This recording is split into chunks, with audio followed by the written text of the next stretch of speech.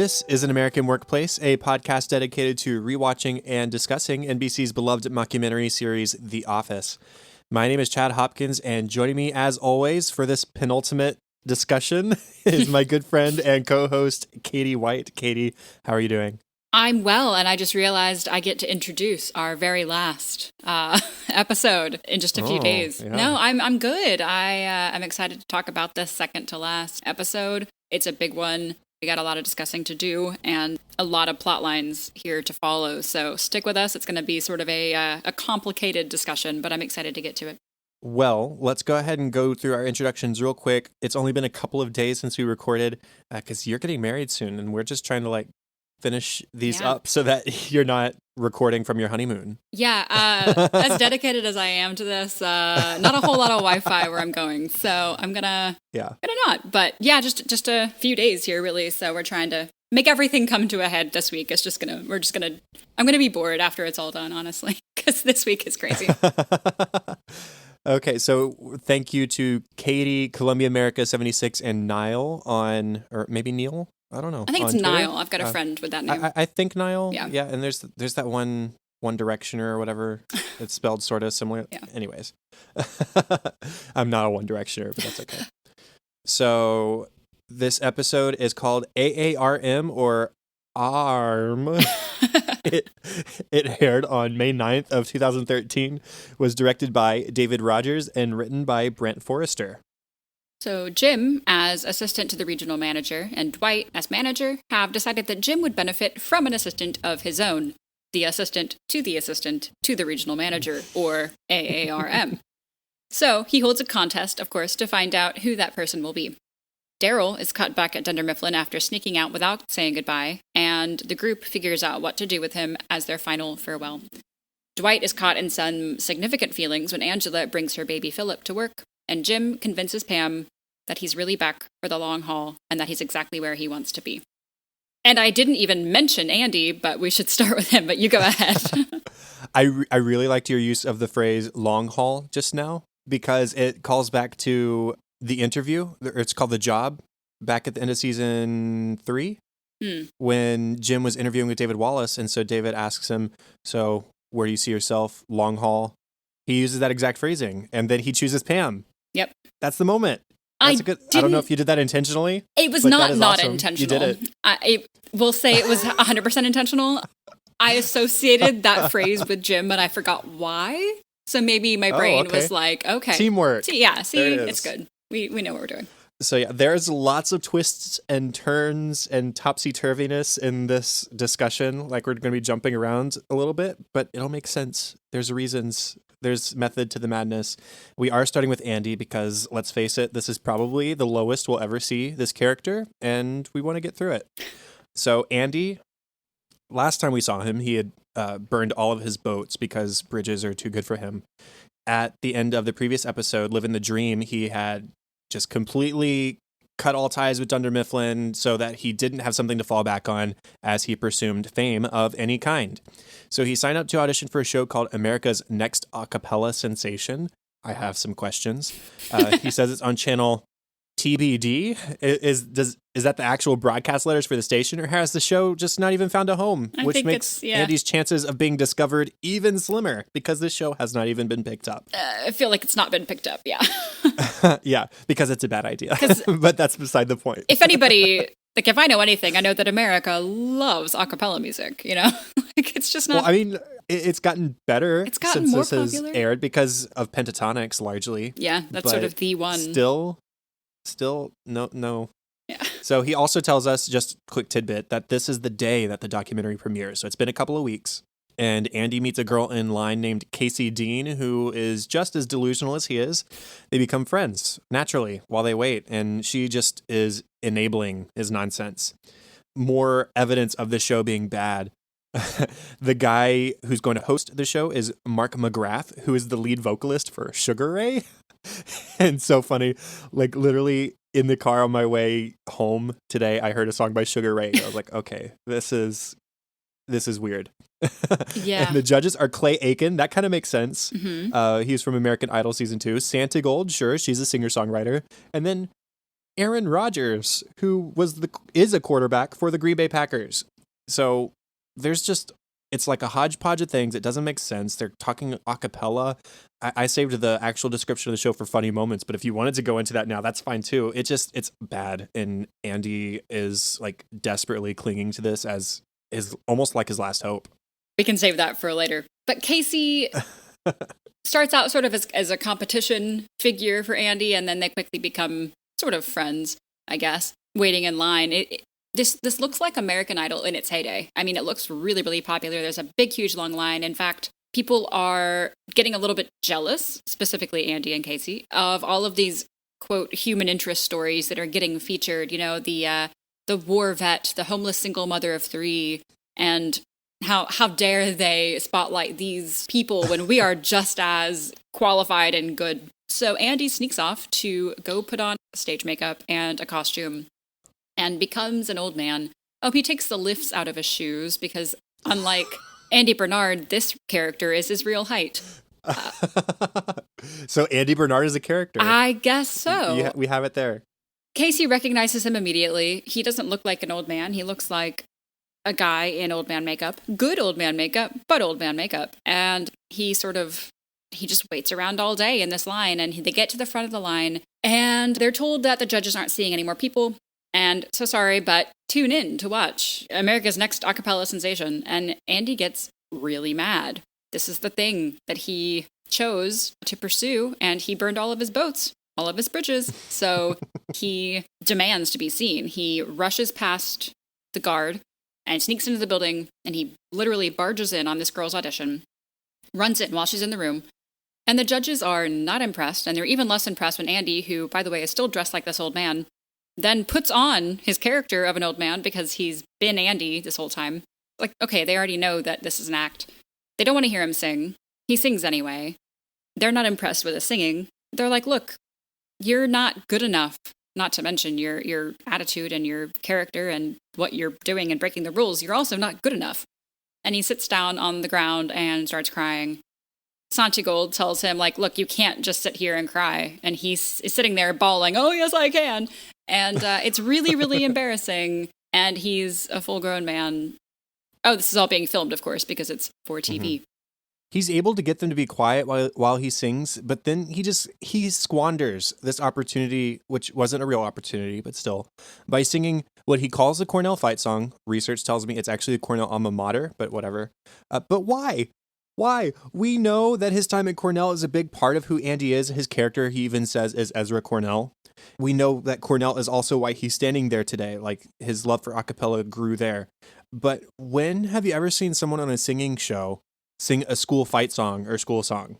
Like, I raved about how good Andy's rendition of I Will Remember You was at the end of the last episode. Why not do something like that? Mm-hmm. Because it makes too much sense? Yep.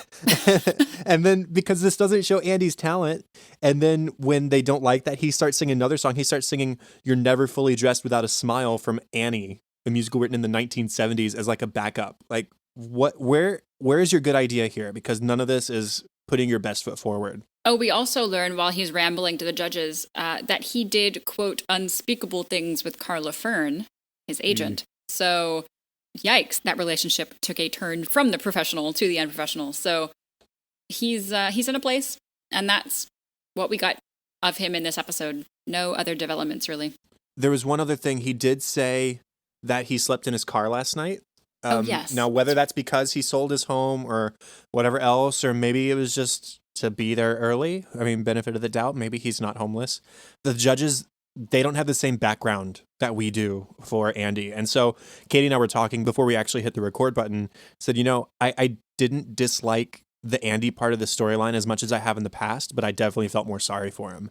And I do. It's a moment of desperation. And like this, it's been a couple of weeks. Who knows what he's been doing in the couple of weeks since, apparently getting with Carla Fern.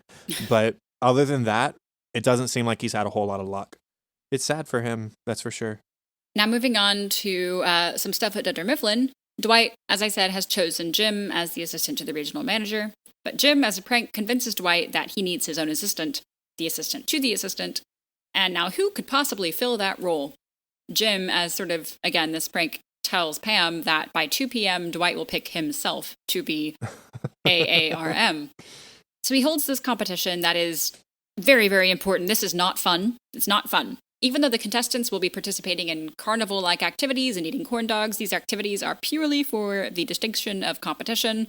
Do not enjoy them. He's just sort of playing into what Dwight's ideal office is, which is no nonsense, no fun. And so Jim is sneaking in some fun for everyone else, it seems like. He asks people various random questions about what Jim is thinking about, what number am I thinking of, what song stuck in my head, what animal am I thinking of. And he basically gets Dwight to think that he's incredibly in tune with Jim and that they're basically reading each other's minds. So that, man, he would be a really good assistant to me. Oh, he can't because he's the manager, but man, he'd be a good assistant. Uncanny. Throughout the day, Jim just further and further convinces Dwight that he's the only man for the job.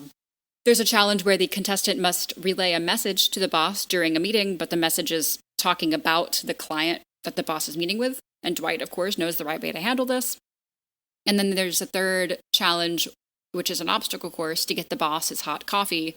Phyllis, who tries it, is doing okay, but is taking way too long for Dwight's liking, so Dwight grabs the coffee and sprints through the course, and he and Jim decide together at the same time that Dwight will be the new assistant to the regional manager. So this hierarchy is a little bit, as you said at the beginning, a little bit topsy-turvy, a little bit wrong, but they get there. This whole storyline is early office shenaniganery, and it's fantastic. Shenaniganery. Yeah. I love that word. Jim and Dwight, yes, they're friends now, but they still have some of that same old dynamic. And Jim knows that he's not being serious. He's presenting as serious, and everybody else sees him pretending to be serious. And it's like everybody else is in on the joke too. It's like, yeah, we're okay with Dwight being the boss, but we're going to have some fun with it too. Because Dwight has sort of shrewded up the place in a good way, not in the Andy definition back in Traveling Salesman. But there's, like extra security measures. There's an inbox, outbox for paperwork on his desk rather than just handing him things to sign off on. He's still doing a great job, though, as we knew he would because he loves the place. I love this whole storyline because it's just fun. Like the whole assistant to the regional manager is fun. Sort of starting to transition to the next thing.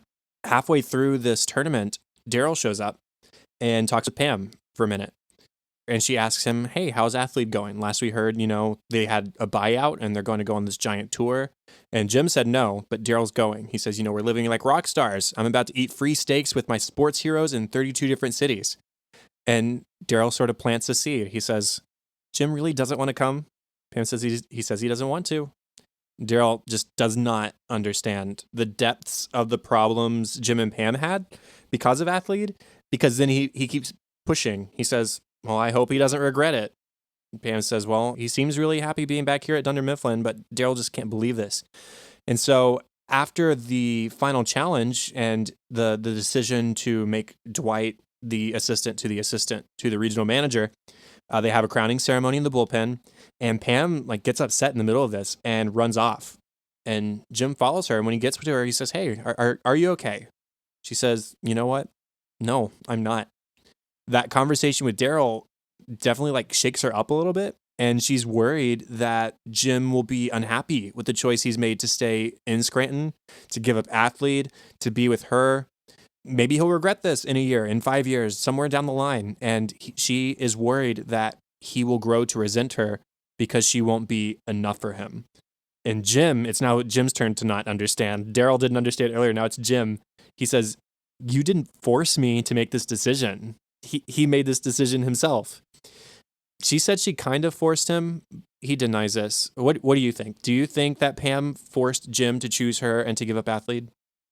It's a hard question. I think it was sort of in its own way, and I don't want to use this word lightly, and I don't mean it with any harshness.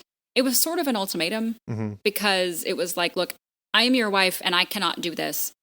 So you choosing Athlete and choosing Philly over me is saying is taking back your marriage vows is what you're doing you're not putting this first. You're not putting this team first. And when she reminded him of that, basically is when he realized what he was doing was against his promise and came back.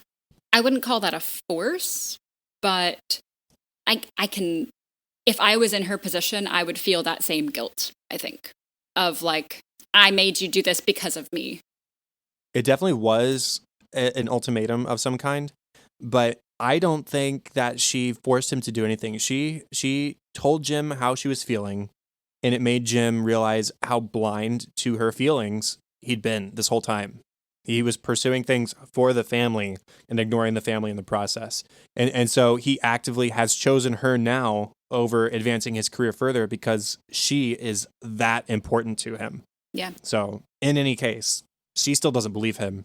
So he says in a talking head, I know this is against the rules, guys, talking to the documentary crew, but he says, I'm going to need a favor from you. And the camera guy says, you got it. Let's do this. So before we get to what he means by that, we'll look at Angela and Oscar. Again, sorry for all the flipping and flopping, but it's a really in-depth, intertwined episode. So taking a break from them, Angela and Oscar, we get our first look into their living situation, and she's looking so much healthier, so much better. She's clean. She looks rested. Oscar's place looks great. It's clean. It's big enough for them. But it's not all smooth sailing still. Philip's daycare has rejected him. So now he's at Dunder Mifflin for the day, and we see that Oscar has taken on a responsibility of taking care of Philip.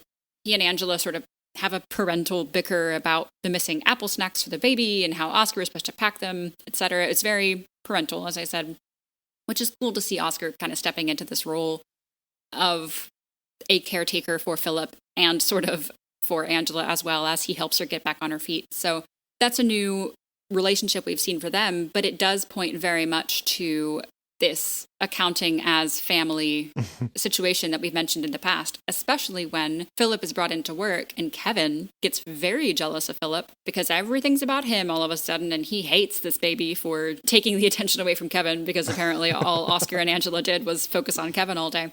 But he starts to get very, very jealous, and he's lashing out and yelling at Oscar and Angela, much like a new older sibling might do. So it very much feels like this family unit in accounting. The way they resolve things with Kevin is they say, here's a $25 gift card. There's only $7 left, but this is from Philip. It's for you. It's just a peace offering. And Kevin says, oh, that was a cool move, bro.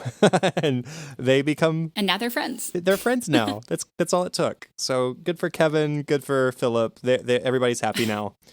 Dwight is a little taken aback, though, by the fact that Philip is at work. Angela first shows up with Philip in the conference room meeting. He's like, wait, what are you doing? What's he doing here? Because this is probably the first time that Dwight has been around Philip since Free Family Portrait Studio at the end of season 8, when he took the diaper to the testing facility and found out that he was not the father. So it's kind of a big deal that he's around Philip now, because the last time he was, it was a big disappointment. And so it's just kind of strange for him to have Philip around all of a sudden. And he starts to have some suspicions. Now, this is going on at the same time that he is still pursuing Esther, because he has now accomplished 2 of his life's greatest aspirations. He's the owner of a 1,600-acre beet farm from his Aunt Shirley. He's now the regional manager of Dunder Mifflin Scranton. Those are 2 of his longtime goals. And now he's looking to seek out his 3rd aspiration, which is to be married and start a family. And he's planning on proposing to Esther today. He has the ring in his pocket. He's ready to go. She comes in for a picnic, but he starts suspecting that Philip is actually his son again, just based on coincidental things, mostly like incidental things, just small things that are really of no significance. But they start to hint to him that, oh man, this boy might be a shrew. So he cancels his plan to propose to Esther. They're sitting with a nice picnic in his office, and he has the ring out and ready to go. But then, looking at Philip, he puts the ring back in his pocket. He says goodbye to Esther. They're still together, but he just hasn't proposed. And then later in the office, when Philip is crying, calling for his mom, Oscar's holding him, and Dwight offers to take over. But Oscar's kind of skeptical. I don't know, he's calling for Angela. But as soon as Dwight holds him, he quiets right down. Now, we do know that Dwight does have sort of a gift for babies, and he quiets them down, and we've seen that with Cece. Mm-hmm. Back in viewing party. Mm-hmm. But sure enough, Philip quiets right down, and Dwight takes him to his office, and laying on the ground, Dwight has a beet and a check for $1 million. Which one do you want? This stinky, dirty beet or this money? And of course, the child picks the colorful, bright, larger object because it's a child who will grab the purple thing instead of the piece of paper. But hey, Philip wants the beat. And Dwight says, any ordinary child would have taken the money, but you're no ordinary child, are you? No, I can tell by your gorgeous, widely set eyes. Now, I will say that is one blonde, blue-eyed, widely set-eyed kid who looks a lot like Dwight. But later, Dwight calls Angela into his office, and he tells her sincerely, look, it was almost as if he's saying, I think that the testing facility made a mistake. I think this kid might be a shrew. Like, look at him. And if he is, the child needs to be accorded what's his. Because I have stuff for my kid. I've got an inheritance. I have a farm. And he'd be given the right to be raised under rigorous Schrute traditions, which is a hard phrase to say. 2 of the 3 of those don't sound bad. But he also offers to Angela. He says, look, if Philip was mine, you would be compensated with a marriage proposal, and you would both move in on my 1,600-acre beet farm. And it's all very businesslike, and it's all very appropriate, and these are the things according to what I have planned. This is what he would be given and what you would be given. And Angela says, you know what, if he was your son, that's a great plan, but he's not. Can I go? Dwight is disappointed, but he does accept it. But he's obviously saddened by this. What's his play here? Like, did he really think that Angela would go for this just because it would be an improvement over her current living situation in Oscar's closet? She seems pleased by what he's saying over the whole enormous farm and inheritance, the right to be raised under rigorous Schrute traditions. That all makes her seem happy. It's like she's trying to fight back a smile. And then he says, and you'd be compensated with the marriage proposal. And that's all there is to it. Marriage isn't a compensation. She's obviously upset by that. It's not payment. It shouldn't be, at least. It should be about love for the other person. And Dwight offering a proposal in exchange for raising a child he believes to be his is selfish. Like, that makes it more about him wanting a son than it is about him wanting a family. And Angela repeats what she said before and what the geneticist said at the start of the season. Philip isn't your son. So Dwight's left pretty disappointed, and Angela seems disappointed too, because she thought this is going to be more than, oh, you'll be compensated for allowing me to have your son. My instinct is to say that he got wrapped up in the excitement of truly believing that this kid is his, and that maybe he pulled something inappropriate. And I think he really does want Philip, if he is a Schrute, to be given everything that is his, that will be his. And Dwight really wants to pass on his line and his money and he wants to be generous, I think, for his child. And I think in that moment of excitement that he might be a father, kind of crosses the line there with Angela, knowing that she is in a vulnerable spot. She might be more willing to accept this if she was also secure as well. I think that was an inappropriate line to cross, but he did. But she says, well, problem is he's not yours, so it's all sort of moot. As I said, he's saddened by that, but he does accept it. Going back to Jim and Pam, the documentary crew has compiled a DVD for Jim to give to Pam. This is the little extra help that he asked for.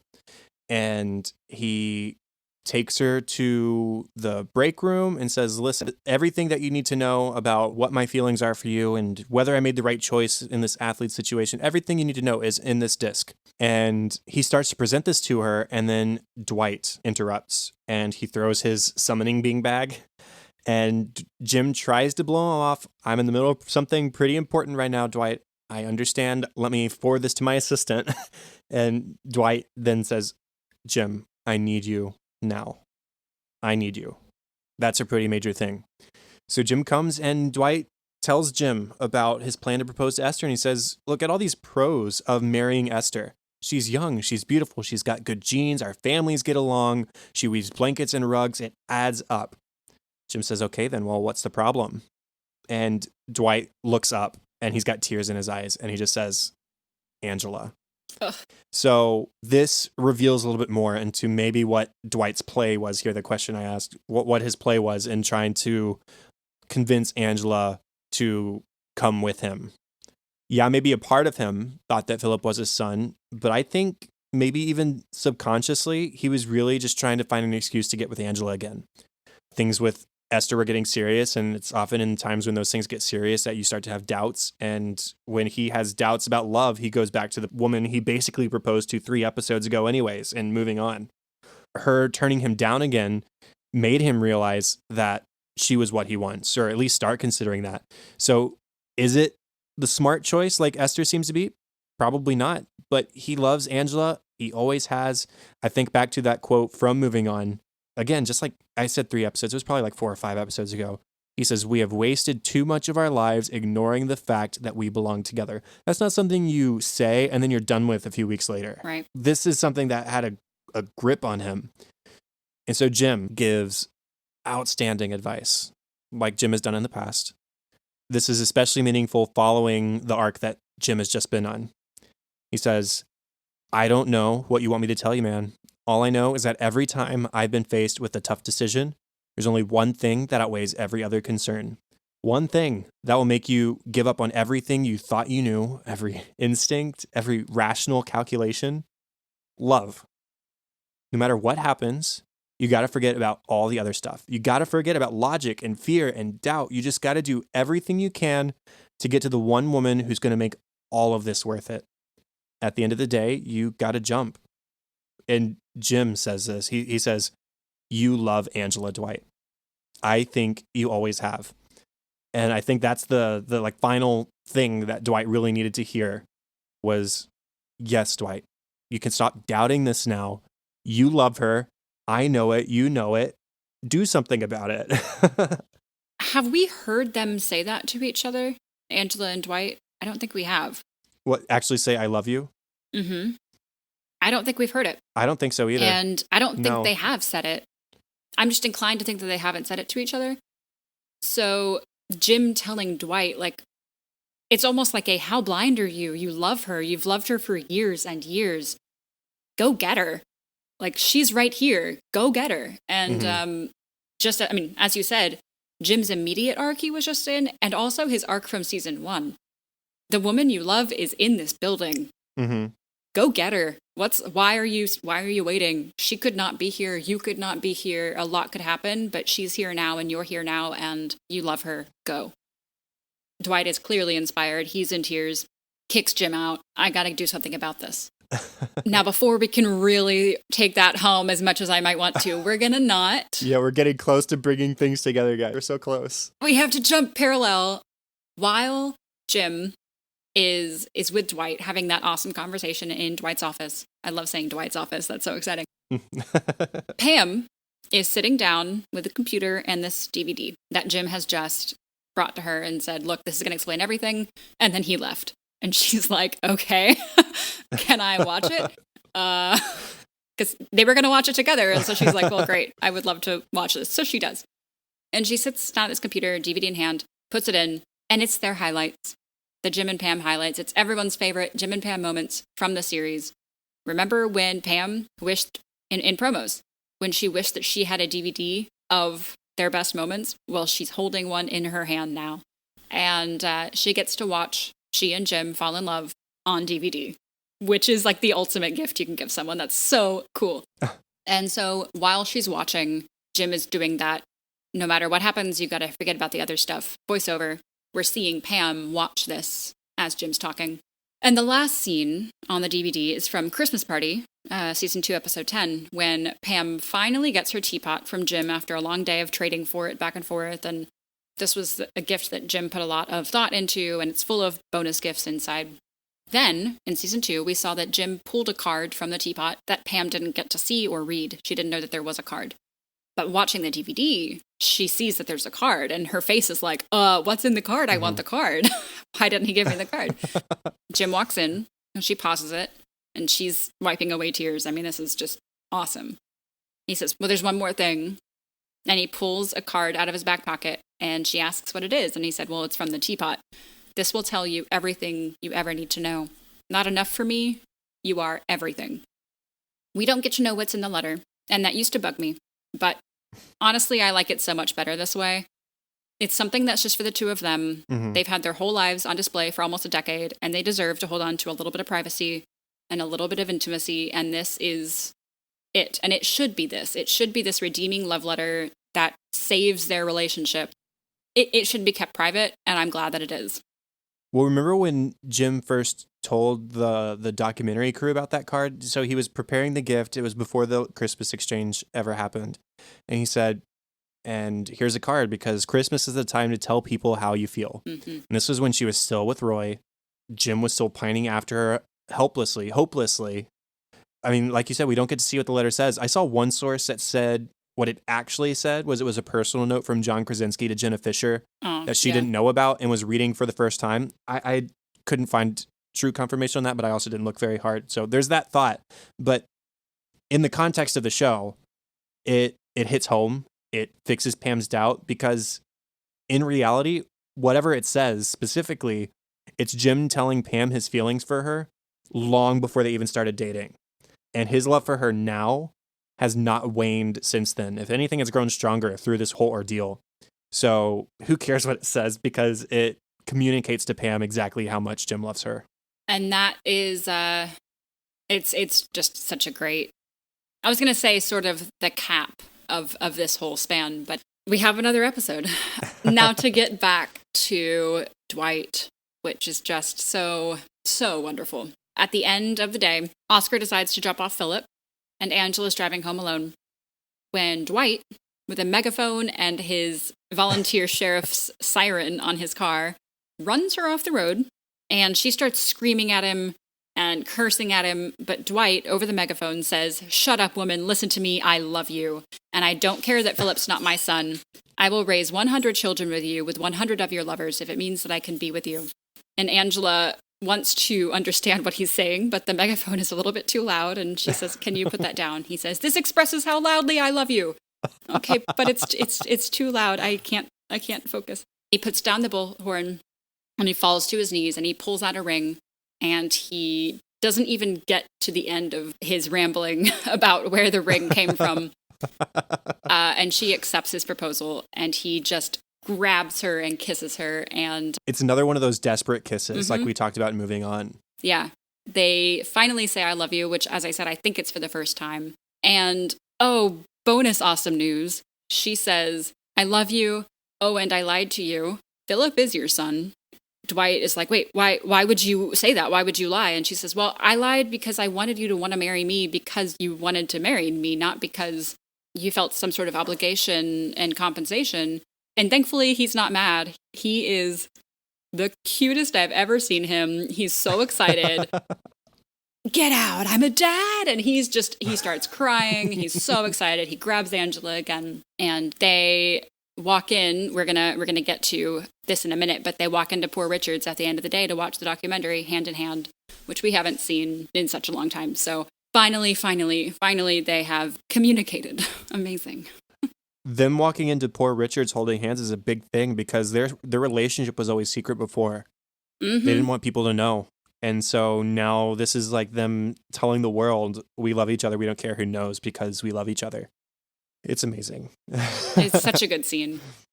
Okay, so now we're past the big emotional, happy, tears in my eyes stuff. So as we said, they are walking into Poor Richard's. Kevin had an issue with his TV, so he decided he's going to watch in Poor Richard's, and everybody decides to join him. So they're all watching a paper documentary in the middle of a bar, sports bar, and it airs, and everybody's there, including Andy. Andy gets himself together enough and shows up to watch with everybody else, and it airs starting with the pilot. Like the very first thing they watch is the very first thing we watched back at the very beginning, back in 2005. So who knows exactly how they've compiled what we've seen into the 9 hours or whatever length it is of documentary, but it starts the same way we did, which is a great bit of nostalgia. And, you know, how fitting that they all watched together at Poor Richard's, which has just been a staple of like Scranton and of the series this whole time. And we don't watch the pilot. We hear the pilot. We hear that first scene with Jim and Michael. Grasshopper, you've come to the master for guidance. But we don't watch that. We watch their faces watching themselves, which is so much better. And remembering Michael. It's like a different perspective because, I mean, they were clearly fed up with Michael in that pilot episode. And so now looking back, they're smiling. Right. It's like, oh, how bad was he? We kind of did love him. And looking at baby Jim pre-wife and kids, you know, it's right. It's pretty cool. The last thing here, which we have talked briefly about, is Daryl sneaks back into the warehouse. He has borrowed a truck from Dunder Mifflin to fully move his stuff to Philly. So he's out of Scranton, and he's coming back to return the truck. But he doesn't want people knowing that he's there because he hates goodbyes. And last week, when he left Dunder Mifflin for good, he snuck out. He left kind of slyly and didn't say goodbye to anyone. So he doesn't want to see these people and have that awkward confrontation. But later, Jim is holding a challenge for A.A.R.M. in the warehouse. And Daryl accidentally walks in on them and they see him and they call him out for not saying goodbye. And they're pretty mad, especially Erin. And she demands that he get upstairs so that they can deal with him as they see fit because, dang it, we deserve a goodbye from you and you didn't give us one. He does it the wrong way from Michael, because remember in Goodbye Michael, he tried to, or he did leave a day before everybody thought he was actually leaving, but he tried very intentionally to have a moment with everybody on his official last day, even though they didn't know that's what it was. So he did it wrong, but now he's making up for it. They sit him down in the break room and they try to divvy up his time so that he can spend it with all of them. Oscar wants to have lunch with him. Meredith wants to get loaded and listen to Zeppelin in her van with him. Clark's messing around, but he says, I just want to sit you down with a tape recorder for 6-8 hours, let you tell some stories. And Gerald says, hey now, I left without saying goodbye. That's on me. But I'm not going to spend the rest of my day with you doing stuff because you feel sentimental. So I'll do one thing with y'all. Whatever you choose, not the van thing. And so they decide that the thing they all want to do with Daryl is to have a dance party, because why not? Daryl says, okay, you better get some good speakers up here because we're going to do this right. And so they get the speakers, they get some disco lights and strobe lights and all that kind of stuff. And Boogie Wonderland by Earth, Wind, and Fire pops up. And it's just so joyful. It's so fun. Everybody gets their moment with Daryl. He dances across the room. And his final talking head, he says, I wanted to leave quietly. It seemed dignified. But having Kevin grind up on my front while Aaron pretends to hump me from behind is a more accurate tribute to my years here. I'm going to miss these guys. You know, Daryl is so psyched for what's happening with Athlete, and he was ready to get out of Dunder Mifflin. He deserved to get out of Dunder Mifflin, but it doesn't mean he won't miss these people he worked with for more than a decade. So it's a nice, fitting goodbye. And I like that everyone sort of has their own style. Nellie and Daryl partner up, and Phyllis and Daryl do this like sultry samba thing, and Creed and Daryl wail on air guitars. Oscar, Kevin, and Daryl vogue. Jim and Pam and Daryl do a conga line. He and Aaron just sort of like spin. It's very much to everyone's personality, which is a great send-off. Yes, it is. So then moving into the cold open as the start of our funnier moments, there's one of Dwight's first moves as manager is to increase security in the office by buying one of those security doors that locks from a jewelry store that won't open without Aaron's go-ahead. And he emails out the secret security codes every morning. They're sort of riddles. And Aaron starts first. She says, the tea in Nepal is very hot. And then the entering person must say that day's code, but the coffee in Peru is much hotter. And Dwight forgets his own security code, and after 3 wrong tries, Aaron must, quote, give him the steam. Unless Dwight wants her to break protocol. But Dwight doesn't want to be the person that breaks protocol. That's not who he is. So, sure enough, go ahead and do it. And he says, well, it's harmless steam to scare intruders. I'd like to get harmful steam, but it's expensive. It does work, though, this steam, because just a few seconds in, Dwight is like banging on the door and telling Aaron to break protocol because it's terrifying white enveloping steam that kind of covers your vision. But Creed has found sort of a alternate use for it. He brings in his suits and saves money on dry cleaning, which is, you know, lemons and lemonade. Lemonades. Andy, just briefly touching on the acapella singing sensation stuff.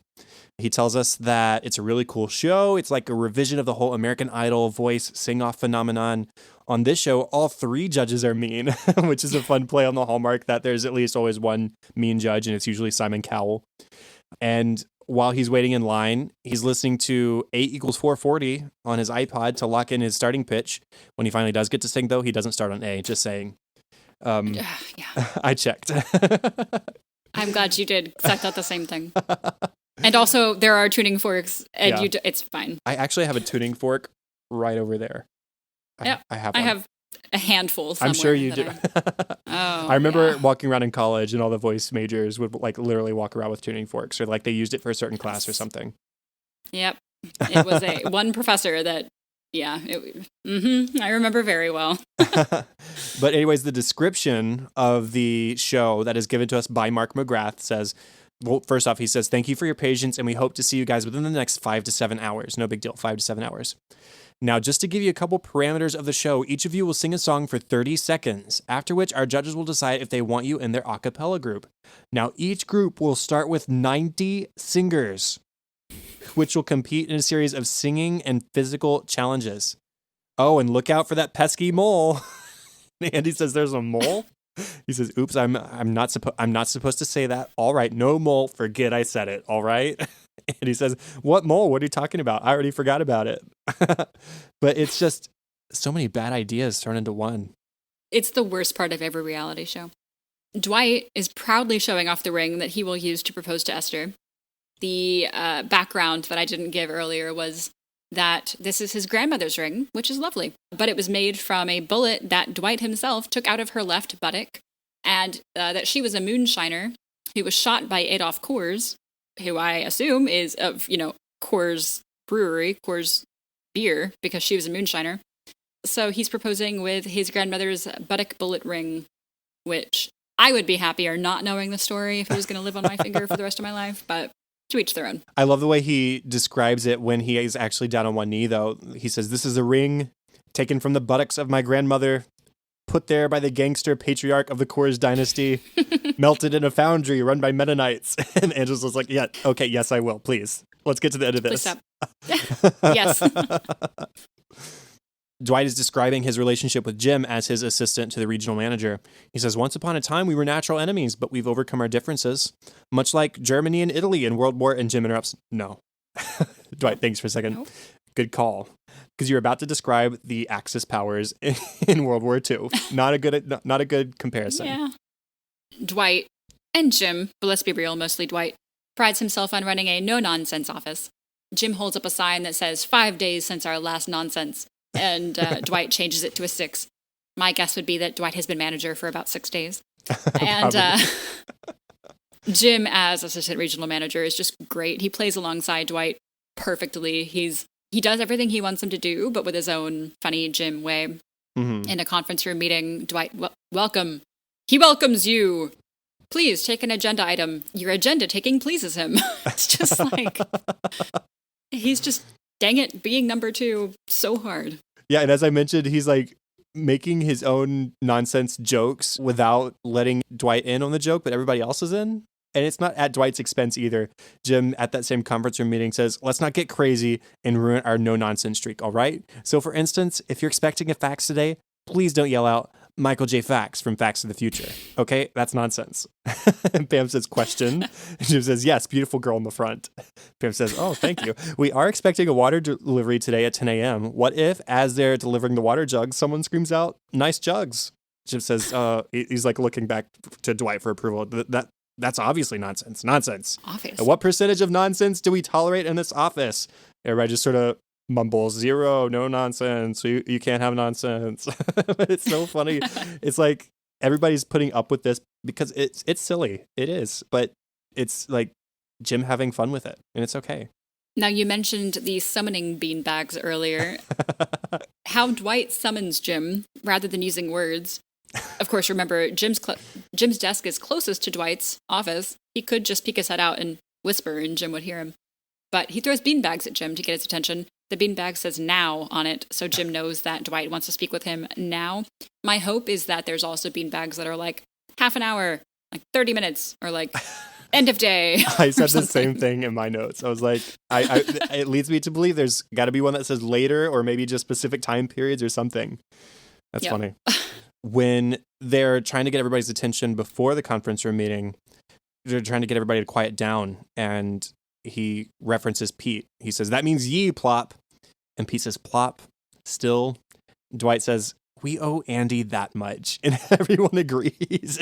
And Pete's just like, "Fine." That's the thing that they're going to honor. Dwight and Esther are apparently just perfect genetic matches. Dwight says that a lot of their family members are the same people because they're third cousins, which is great for bloodlines, but is not technically incest. And Jim says, "Oh, right in the sweet spot." Like, I guess that's that fine line of close but not too close. When Jim has finished giving his advice to Dwight, Dwight says, "You're a good assistant, Jim." And Jim's response is, "Not as good as you." And Dwight says, "That's very true." get the hell out of here. And Jim says, you got it. It's very them. Very them, but like at their best. Some people are apprehensive about the documentary airing. We see that Meredith is, however, not very apprehensive. She's excited for the documentary to air so she can finally let her hair down. She says, I'd better come out of this smelling like a rose. I've been on my best behavior for 9 years, and if it wasn't for the cameras, I would have done some truly vulgar crap. Oh, dear. So... I do not want to know what the line is for her. The number of times we've seen her topless is however many that number is, it's that many too many. Yeah. So many. Dwight, at some point in the day, has allotted himself private time. So he's not completely... I mean, I guess everybody's privy to a break. And so Dwight uses his break time to paint a model of the Battlestar Galactica. And so Jim interrupts his private time. And Jim says, I love Star Wars as much as the next guy. And Dwight says, hey, seriously? And he holds up the box. And it's obviously Battlestar Galactica. And Jim says, my God, I'm so sorry. and this is so funny, too. He says, well, this might make up for it. I have found an enormous source of overlooked PFN. Dwight says, which is, of course, Jim says, potential future nonsense. Dwight says, yes, good abbreviating, Jim. That saves some time. It's like the Kevin, why say many word when few word do trick? Right. Stanley, however, is not excited for the documentary to air. He says, over the course of this documentary, I've had 3 affairs. If you find my body in a ditch, let me save the police some trouble. My wife did it. I would not doubt that. That does sound likely, yes. Oscar has a few funny moments, too. At the beginning of the episode, he says, Angela's divorce from the senator has been very difficult for her. When she got kicked out of her apartment, I invited her to move in with me. Ironic that it's Angela who's living in the closet. Hey-oh. Because irony, that's true. It is. That is that. And then him playing role of kind of father, gay dad, I guess. He says, saddle shoes with denim, I will literally call child services in regards to Angela's outfit choice for Philip. And then finally, he has one more talking head. He says, I can't believe the doc is finally going to air. When this thing started, I was still having sex with women. As was Kevin, I believe. I think times have changed. Which would be a great time to start talking about some of Kevin's funny moments. You mentioned earlier that his TV was broken. He says to the office, announcement. Some of us whose televisions got broken during an all-you-can-eat shrimp commercial will be watching tonight at Poor Richard's. But note, all are welcome, not just those who saw an all-you-can-eat shrimp commercial and charged their televisions. I mean, same. It's tempting. They make it look so good. Some of his neglected feelings scenes. There's one where he has a talking head that just says, Philip, Philip, Philip. It's all about Philip. I hate Philip. Just the way he says, Philip. I hate Philip. Then later he is banging his pen on his mug while Oscar and Angela are attending to Philip. And Angela tries to quiet him down. She says, Kevin. Kevin says, oh, you know my name. Well, that is shocking. And he keeps doing it. Angela asks him to stop. Kevin says, what? I'm moving the ink down in my pen for work. Oscar says, here, use my pen, and hands him a pen. Kevin says, don't tell me what to do. And they both... You're not my real They both dad. try and quiet him down. And Kevin says, no, I don't need this. And you obviously don't need me. And he leaves. And he says, tell Philip that his stupid little baby wish came true. At one point, he's trying to give the silent treatment, but he's not doing a great job. This is right before Oscar and Angela and Philip. It's important that Philip is there because Philip gave him the iTunes gift card. That's $25. That's actually $7. And when they're coming up to give him this gift, Oscar says, hey, Kev, how you doing, buddy? Kevin says, can't hear you. I'm giving you the silence treatment. How does it feel being ignored? Even my Google Doc doesn't like that it says the silence treatment. It's like, do you mean silent treatment? Like, I think he did, yes. But it's not what he said. When he becomes friends with Philip, he gets the opportunity to hold him. And he's like, oh, wow, what a chubbers. Whoa.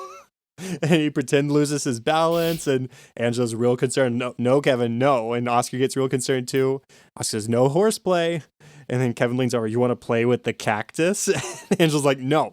Not baby experienced. And he has a talking head with Philip in his arms. He says, so me and Philip were just talking, and we decided we're going to be best friends. He's a little standoffish at first, but once he starts buying you things, man, you can tell he likes you. One last talking head about the documentary airing that I forgot to mention, which is my favorite one. Creed, of course, says, "This airs tonight? Oh my God, if my parents see this, I am toast."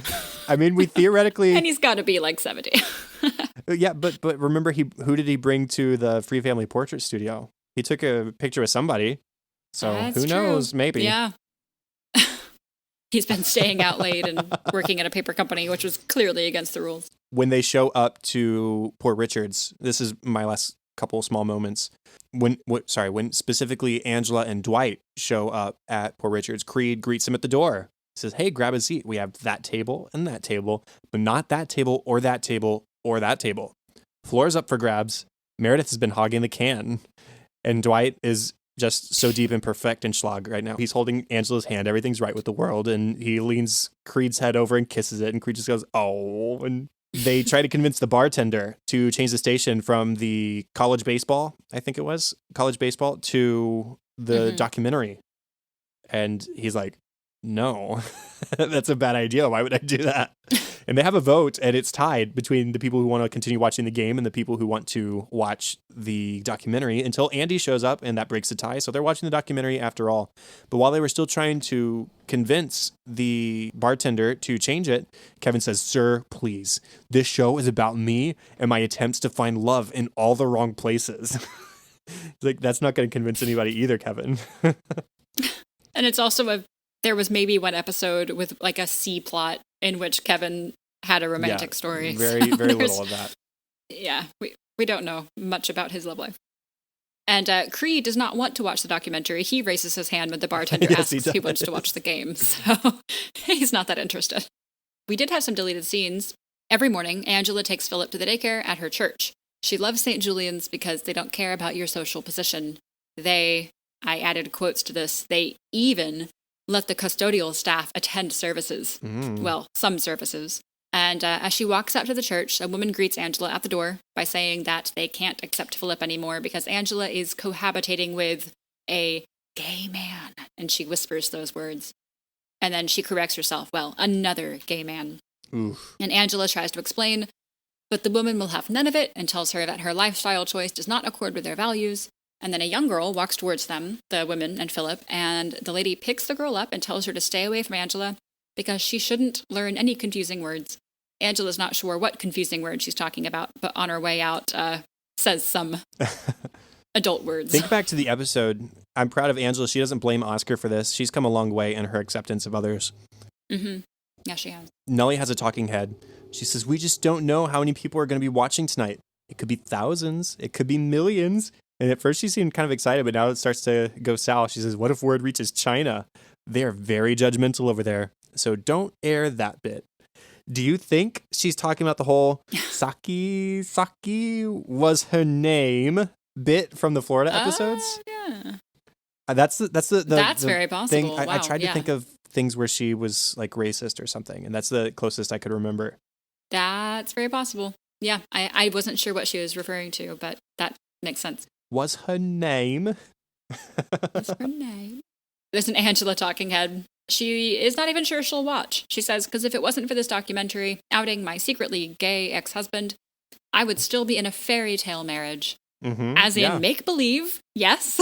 not a actual fairy tale, because it wasn't. In the conference room meeting, Phyllis asks, "What if we come off looking stupid? I mean, we don't even know what they're going to air." Aaron agrees, "You're right. We could look like idiots." Kevin speaks up and says, "Guys, do you think we're going to be hounded by the paparoni?" Oscar says the same thing he says at Poor Richards. "All we know is that life won't be the same." And Dwight cuts him off and says, "Hold up, guys. This is verging into chit-chat, which could quickly escalate into horseplay, which can veer around the corner into you-know-what sense." He then says, "Next item on the agenda is the announcement of the final agenda item." Jim says, "Everybody listen up. Here comes the announcement of the final agenda item." Dwight says, No. The final agenda item is to announce that it's the final agenda item. So there it is." Jim says, "Everybody listen up. Here it comes." Dwight says, "No, this is what I'm saying. I did it. It's done already. Announcement of the final agenda item, which is coming right now. I already announced it like 5 minutes ago." serve it like it's hot. Dwight just says, okay, this meeting is adjourned. There are no more announcements. This is the final agenda item. Jim says, after you announce it. Dwight just says, oh my God. And he walks out. And Jim says, good job today, everybody. And he winks at Pam, who was just trying to keep a straight face the whole time. I liked that. Yeah, that's good. It's pretty great. And then the last is a string of Toby and Nellie scenes, which was a whole plot that was cut out. Toby goes up to Nellie at her desk. It's a pretty big night tonight, referring to the documentary. And he asks her if she wants to go to Poor Richard's tonight to watch the Progue, he tries to say, but catches himself. He realized that sounds dumb, so the Progue Ram.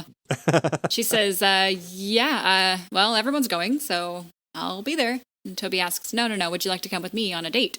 And she doesn't respond. She said, or it could be less than a date. Just we would know that I asked you. Nellie bluntly says, no, I don't want to go with you. Then my favorite line, he says, well, I figured it wouldn't hurt to ask. I was wrong. It did. So then he meets her again in the kitchen, and she's already annoyed seeing him. She's like, what do you want? And Toby says, Webster's dictionary defines begging as the act of asking with earnestness and humility. And so, with earnestness and humility, I, Toby, do beg you, Nellie. And Nellie tells him that she is going to go with him. She's fine, I'll go with you, fine. But she's very annoyed, and he's very happy, and he goes in to hug her, and she just, nope. And she keeps doing this. She doesn't like him, but she keeps agreeing to stuff. And this reminds me a lot of the Jan and Michael relationship, although Nellie isn't nearly as awful and abusive, I think, as Jan is. But neither woman liked the man, and they keep going back, as Jan says, collapsing in on myself like a dying star. So just stop. You don't like him. Stop doing this to yourself. Right. At the tail end of that last moment, he starts to walk off, and then he turns around and looks like he's about to ask her, like, maybe about what capacity in which they'll be together at Poor Richard's. And she gives him a look like, do you really have anything more to say? And he just turns around without saying anything, looking kind of puzzled. Doesn't say anything, though. And so he then approaches her at her desk, and he says, hey, can I talk to you for a moment? And she says, well, I've never really had much of a say in that, have I? He says, okay, this is really hard for me, but I don't think I should be with someone who doesn't want to be with me. She says, you're canceling our semi-non-date-ish standabout at Poor Richard's? He says, yeah, whatever it is, it's over, the whole thing. And Stanley slow claps from his desk. And Nellie laughs and says, do you understand that you are breaking up with a woman who is in fact not dating you? Says, yes, I do, for the first time in my life, and it feels great. He walks off. It's Nellie's turn to look puzzled. She looks over at Stanley, and he just sort of shrugs, and then she has a talking head. She says, what was that exactly? Did Toby just reject me? Does he think by rejecting me, I'm going to suddenly want him? That old cliche? Because it didn't work. Newsflash, I still don't find Toby attractive, even though he finally grew a spine and told me where to get off.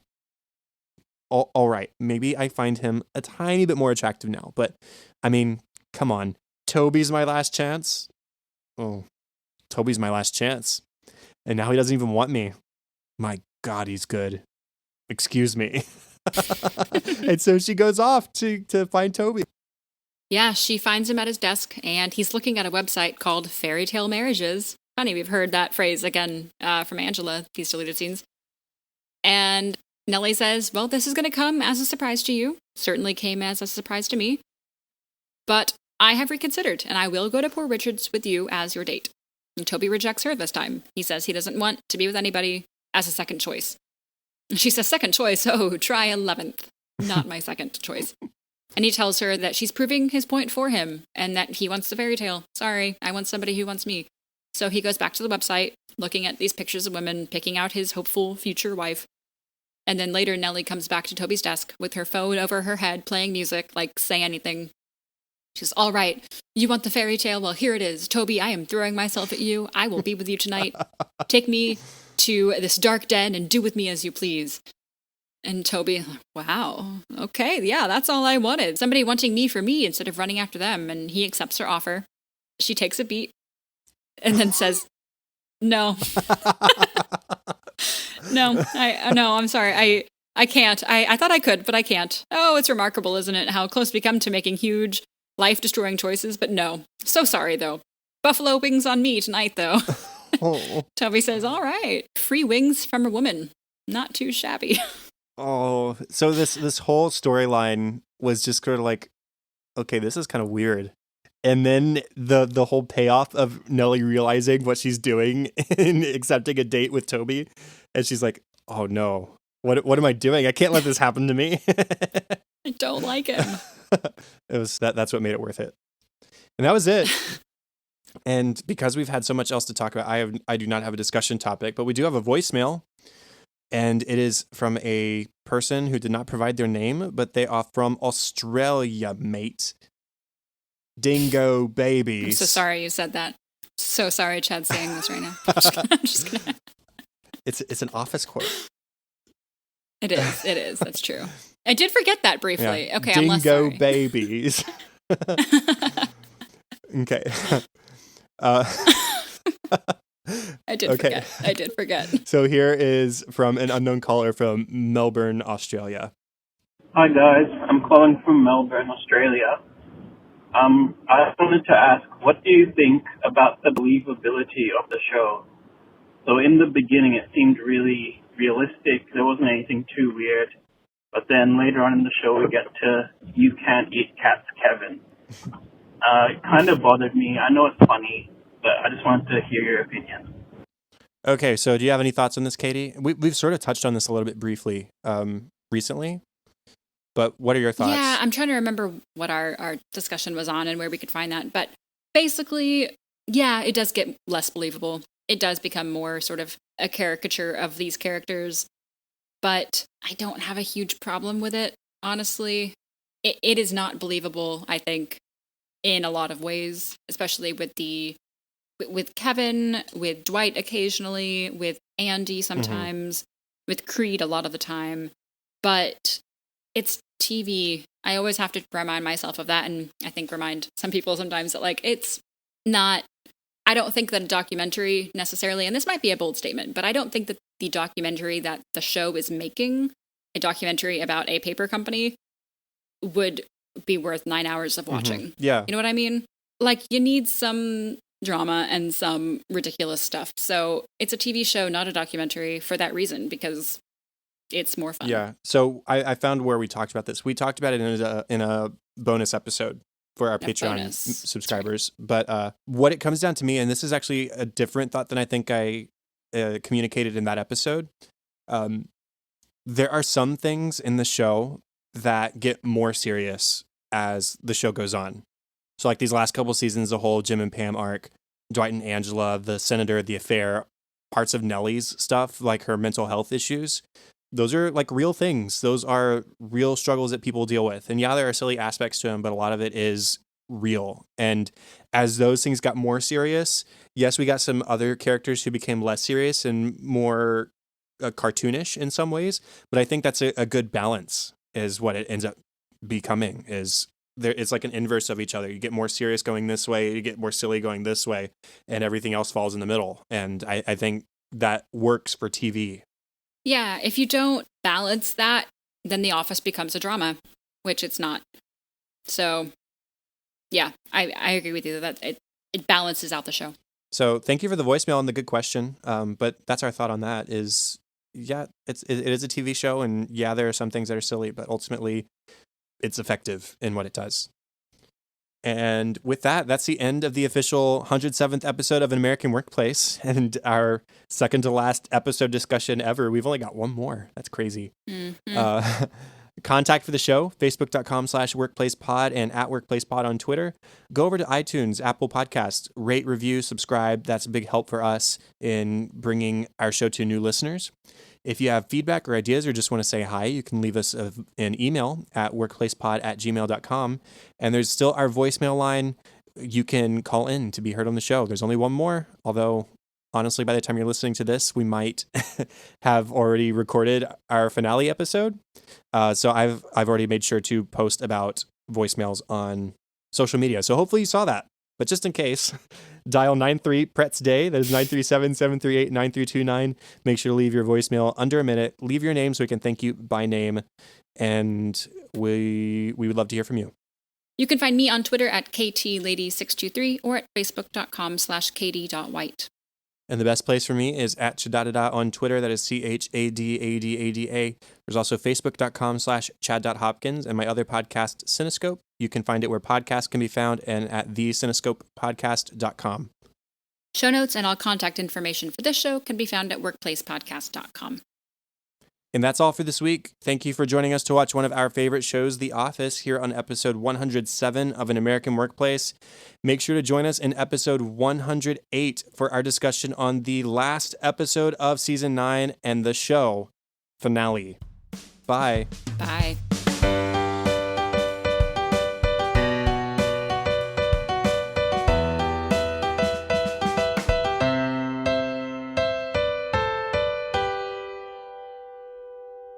And Dwight is just so deep and perfect in Schlag right now. Oh, no, I can't say that.